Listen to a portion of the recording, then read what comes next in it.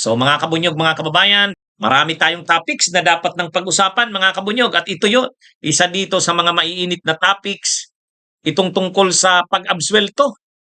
Ano ba kayo sa ICI? Inabsuelto nyo na ba si Chis Escudero? Bakit natin nasabing parang inabsuelto na ng ICI? Bakit natin sinasabing inabsuelto na? Parang inabsuelto na ng ICI. Mga kabunyog, hindi nirekomenda ng ICI nila dating Justice Andres Reyes Jr., siya yung chairman ng ICI. Nag-press con kanina ang ICI, itong si Chairman Andres Reyes Jr. Actually, problemado sila ngayon Problemado sila ngayon kasi si dating DPWH Secretary nung panahon ni Pinoy na member din ng ICI ngayon, nag-resign na. Effective December 15. Effective December 15. So, mukhang hindi maganda ang takbo nitong ICI na to ngayon. Anong kalokohan ito ng ICI? Kasi nag-press con kanina ang ICI, kung ginawa nila, hindi nila nirekomenda na kasuhan si Chis Escudero. Ang nirekomenda lang nilang kasuhan si Bong Revilla. Pero si Chis Escudero hindi kasama sa nirekomendang kasuhan. Ang rekomendasyon nila kay Chis Escudero, imbestigahan pa ng ombudsman. Sila sa ICI, hindi sila nag-recommend na kasuhan ito. Pero Bong Revilla, sila Jinggoy Estrada nauna na yan nirekomendang kasuhan. Joel Villanueva, Jinggoy Estrada nauna na yan. Pero si Chis Escudero, kanina lang, ang announcement ni Andres Reyes, ang rekomendasyon nila kay Chis Escudero, bahala na ang ombudsman magpalalim pa, ang ibig sabihin case build-up. Sa kanila, wala silang rekomendasyon na kasuhan si Chis Escudero. Ang rekomendasyon nila sa ombudsman, conduct further investigation. Grabe mga kabunyog, mga kababayan. Pero, nirekomenda ng ICI na kasuhan si Maynard Ngo. Nakikita nyo yung inconsistencies dyan. Si Maynard Ngo ang bagman di umano ni Chis Escudero. Ito yung kaibigan ni Heart Evangelistang negosyante. Ito yung binanggit ni dating DPWH Undersecretary Roberto Bernardo. Itong si Maynard Ngo. Ito yung bagman di umano ni Chis Escudero. At doon sa establishment, yung wine store na pag-aari ni Maynard Ngo, doon nag-usap si Bernardo at saka si Chis Escudero. Yung pera, kickback ni Chis, idinaan ni Bernardo kay Maynard Ngo. Pero nung nagkita sila, sabi ni Bernardo, nagkita sila ni Chis Escudero, nagpasalamat sa kanya si Chis Escudero doon sa binigay niyang kickback. Sabi ni Blooming Lovely 23, hindi kaya tinakot sila ni Chis. Mukha nga Mukhang maraming alam si Chis. Parang ang warning ni Chis, o sige, magtinuluyan niyo ako. Yan yung problema dyan mga kabunyog.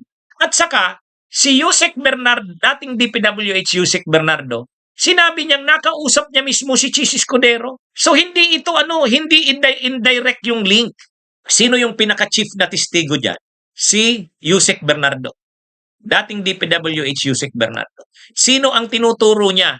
Ang binigyan niya ng pera, si Maynard Ngo. Pero para yun kay Chis Escudero. Nang nagkita sila ni Chis Escudero, nagpasalamat umano sa kanya si Chis Escudero. Napakalinaw ng koneksyon dito ni Chis Escudero. Bakit ang ginawa ni Andres Reyes, ang rekomendasyon nila, magpatuloy pa muna ang ombudsman sa case build-up?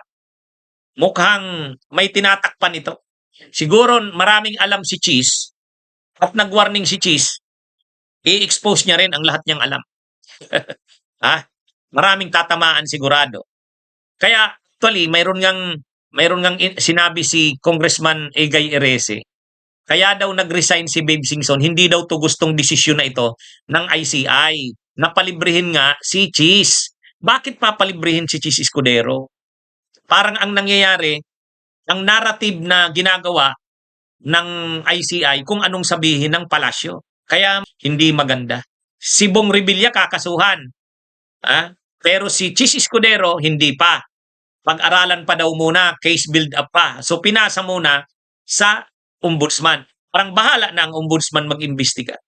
Napaka-inutil ng desisyon na yan ng ICI. Alam nyo, medyo sunod-sunod ang pagka-absuelto ni Chis Escudero. Doon sa COMELEC, absuelto. Dito na naman sa ICI, absuelto. Paano mo masasabing walang matibay na ebidensya testigo kay Chis? Ang pinakatestigo dyan, si dating DPWH Yusek Bernardo. nakausap niya si Chis Escudero. Nagharap sila mismo. At nung binigay niya kay Maynard Ngo doon sa di umano'y bagma ni Chis Escudero, binigay niya yung kickback na para kay Chis Escudero. Nang magkita sila muli, pinasalamatan siya ni Chis Escudero doon sa binigay niyang kickback na dumaan kay Maynard Ngo. Kaya ngayon, ano na yung kredibilidad ng ICI, mga kabunyog, nasisira. Si Babe Singson, nag-resign na. December 15 effective yung resignation. Ayon kay Congressman Egay Erese, hindi na gusto daw ni Babe Singson yung nangyayari sa ICI na parang may mga inaabsuelto eh. Parang sinasabihan na ng Malacanang kung sino ang mga pwedeng sino ang itutuluyan, sinong iabsuelto. Mukhang nilakad ni Chis ito sa Malacanang. Parang ganun. Kaya medyo frustrated si Babe Singson, di umano ayon kay Egay Erese. Nakaka-frustrate ito. Si Maynard Ngo kakasuhan.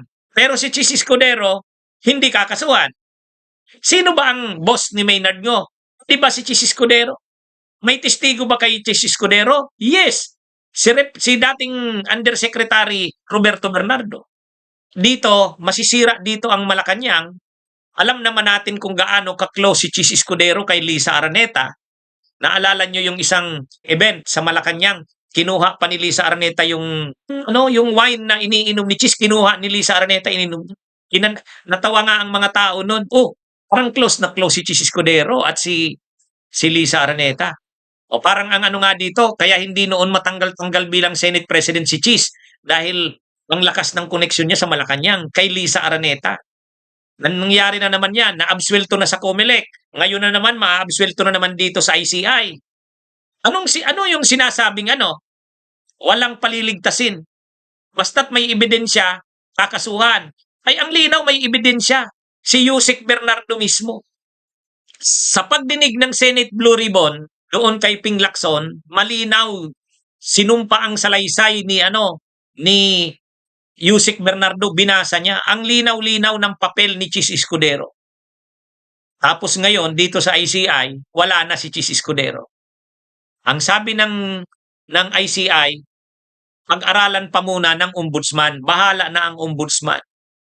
Hindi sila magre-recommend na kasuhan si Chis Escudero. Ang rekomendasyon nila, mag-conduct pa ng dagdag na investigasyon ang ombudsman.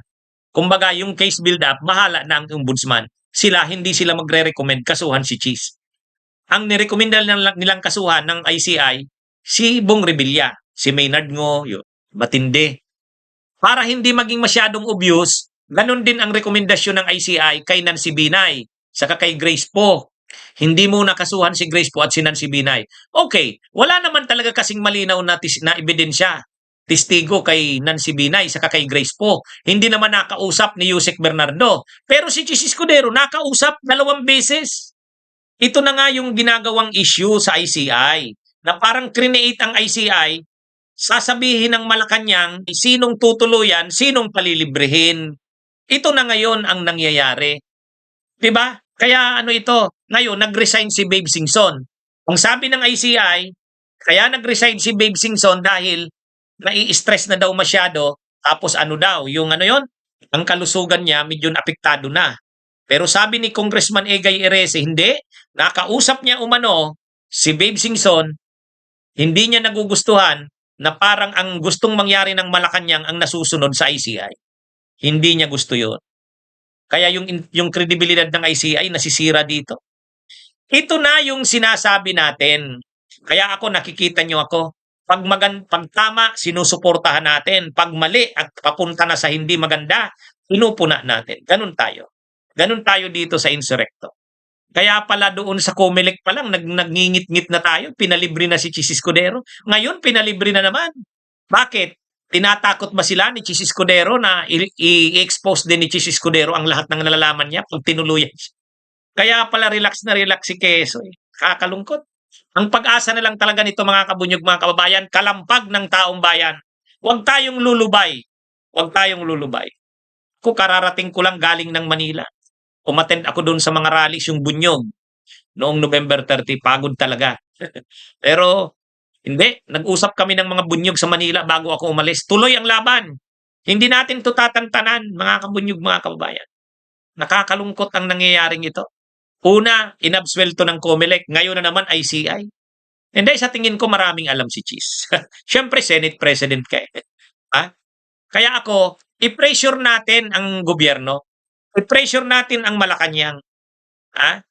Dapat ang Malacanang wag makikialam dito, hayaan nilang gumulong ang investigasyon. Mali eh. Hindi maganda. Yan ang problema nung nangyari noong November 30. Ay di ba medyo nagkakaroon ng kiskisan yung mga nagrally sa Luneta at saka yung nagrally doon sa EDSA PPM. Kasi yung grupo ng EDSA PPM, yung trillion peso march nila Bishop Ambo David. Ay ikaw ba naman itong si Bishop Ambo David, criticize yung nandun sa Luneta, hindi maganda eh. Nagsasagutan tuloy ngayon. Oh, parang ganito ang nangyari. Yung mga sangkot sa korupsyon, tuwang-tuwa sila na hindi nagkakasundo yung nagrally sa Luneta at saka yung nagrally sa EDSA PPM. Dapat hindi na kasi nagkomentaryo nun si Bishop Ambo eh. Ikaw ba naman? Bahala naman yung sa Luneta kung doon sila naman sa EDSA PPM. Pero huwag ka na magkomentaryo doon sa nangyari sa Luneta. Pare-pareho naman ang pinaglalaban eh. Kaya nangyari na ano. Ngayon, natutuwa ngayon ang yung mga kurakot. Kasi bakit? Ayan, nag-aaway na sila. Yung grupo ng nagrally sa Luneta at saka sa EDSA PPM, nag-aaway na. Parang ang tingin nila dyan, balik na naman sila sa korupsyon. Wag nating gawin yun. Huwag tayong mahati. Labanan natin ang korupsyon. Ha? Mga kabunyog, mga kabayan, nakakalungkot. Nakakalungkot ito. Pero hindi natin ito tatantanan, mga kabunyog. Tuloy ang laban. Magandang araw sa inyong lahat. Mabuhay po tayo. Bunyog, bunyog, halikan na kasama ka. Bunyog, kapag buklod ay may pag-asa. Luzon, Visayas, Mindanao, isa ang pananaw. Sa bagong Pilipinas ang bunyog isisigaw. Bunyog, bunyog.